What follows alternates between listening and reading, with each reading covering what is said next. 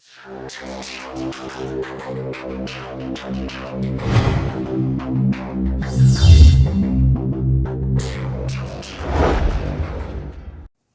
2023년 2월 8일 이정훈입니다.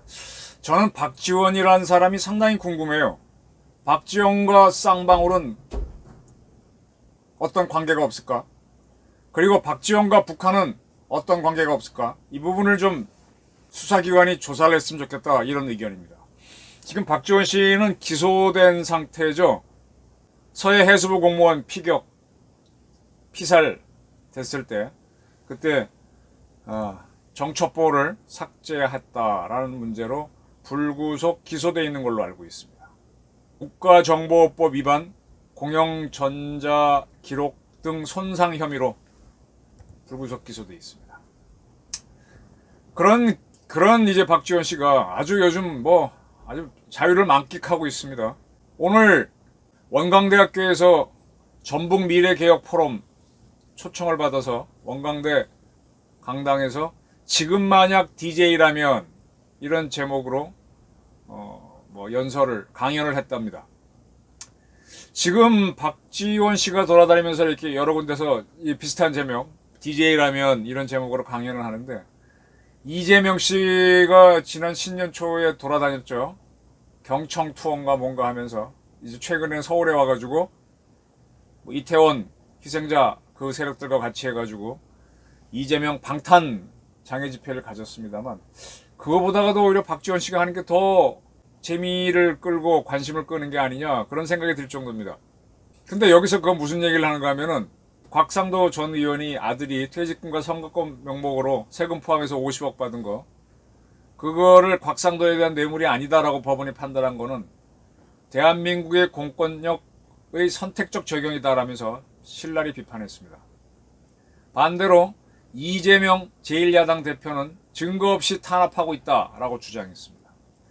그는 이러한 공권력의 선택적 적용에 어느 국민이 납득할 수 있겠느냐, 김대중 전 대통령이 행동하는 양심으로 노무현 전 대통령이 깨어있는 시민정신으로 우리는 저항해야 한다. 김대중 대통령은 4억 5천만 달러를, 그럼 그때 돈으로 4,500억 원, 5천억 원 가까이를 북한에 주고 남북 정상회담을 처음으로 가졌죠. 그것 때문에 노벨 평화상을 받았죠. 그리고 2월 7일날 KBS 방송 시사 창인가에서 론스타한테 외환은행 매각한 거를 다루던데, 외환은행 매각한 거는 외환은행이 산업은행에서 대출한 돈을 국정원이 주선해서 북한으로 보내주라 라고 하는 거를 외환은행이 보내줬죠. 그리고 그게 문제가 되니까 외환은행이 매각을 하는데, 그거를 살 수 없는 론스타라고 하는 미국 기업이 삽니다. 그런 사건을 다루면서 KBS는 윤석열 당시 부장검사하고 이복현, 한동훈 검사가 제대로 안 왔다라는 투로 보도하고 주장하고 싶어 하는 것 같은데, 사실은 이 사건을 뒤집으면은 그때 론스타 자금으로 한국에 들어왔던 돈 중에 일부는 모 씨의 돈이다라는 돈이 아주 설이 굉장히 많았죠. 검은머리 외국인, 그런 얘기도 있었고.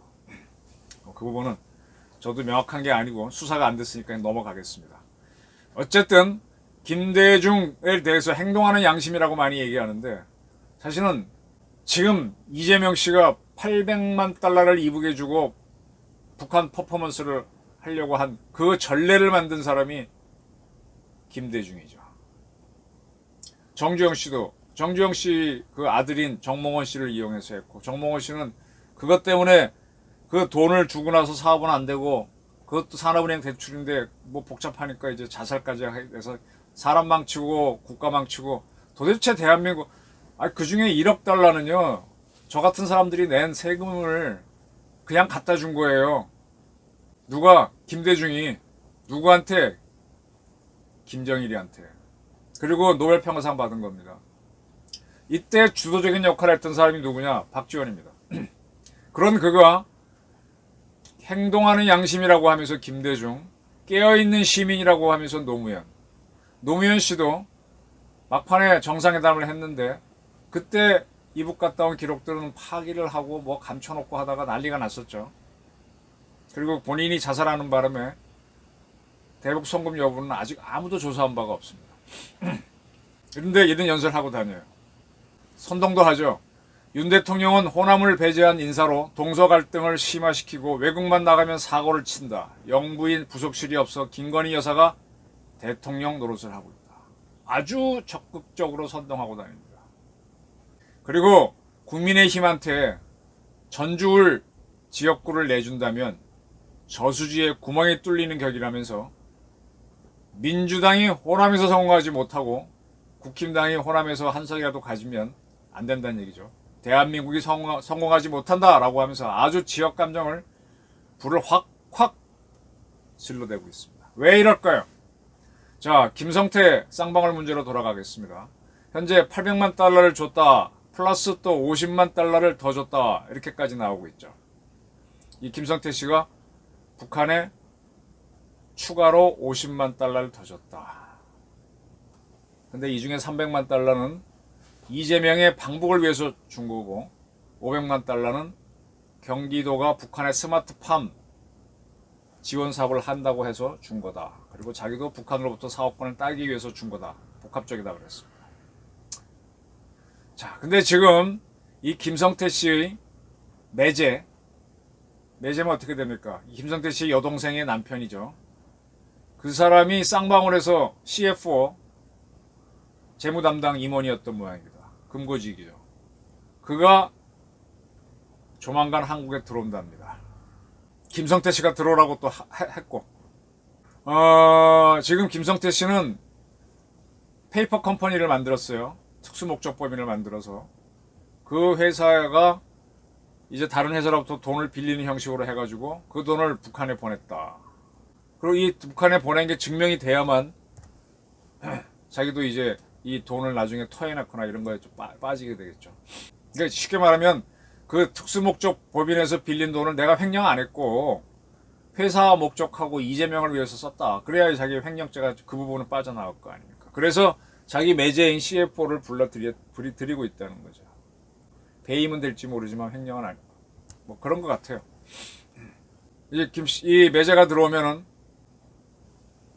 김성태 씨는 더 확실하게 이재명한테 돈 줬다라는 얘기가 되겠죠.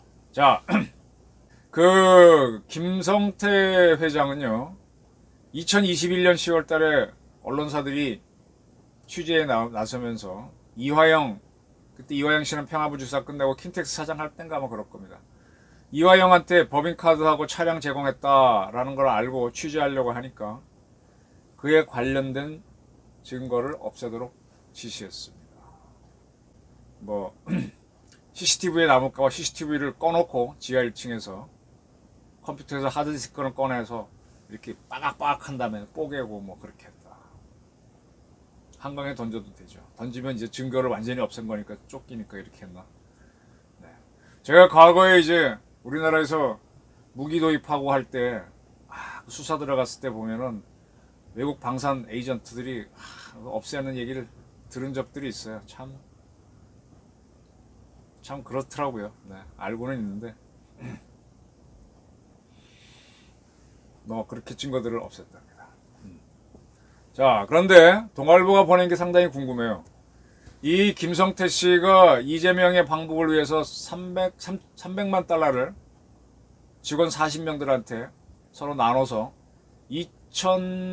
2019년 가을 40명한테 돈을 나눠줘서 갖고 나가게 했죠. 그래갖고 심양에서 다 취합해서 줬다. 이거 할 때 불안하잖아요. 북한에 돈 준다는 게 대북 제재 위반도 되고 뭐도 되고 옛날에 언제입니까? 문재인 정권 때인가 그 이희호 씨가 이북 간다 그럴 때 아시아나도 비행기를 왜냐하면 대북 제재에 걸리면 미국에 비행기 못 뜨니까 그래서 이스타가 갔었나? 뭐 이런 식으로 다 대북 제재를 두려워합니다. 그래서 이게 800만 달러 어떻게 하냐 그랬더니 또 관세 당국이 다 정보부지 뭐. 그러니까 이제 이화영 씨가 걱정하지 마라. 국정원도 눈 감아준다. 2019년 시점에 국가정보원장은 박지원입니다.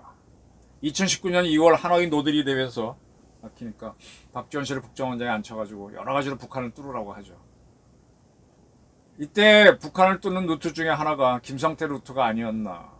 어디든지 들어가서 북한을 뚫어야 되는데 김성태하고 이재명이 한다니까